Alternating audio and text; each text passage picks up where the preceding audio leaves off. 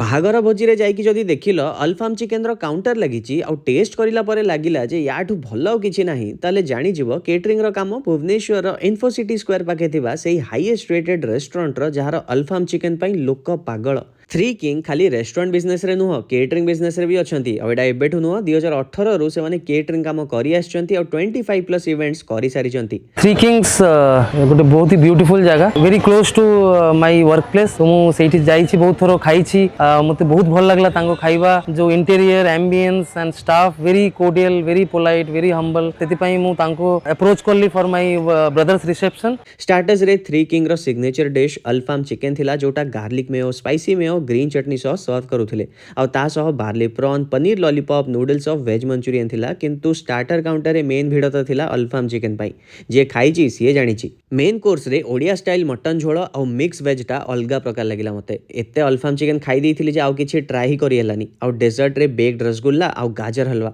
शीत दिन रे याठू भल डेजर्ट किछि नाही।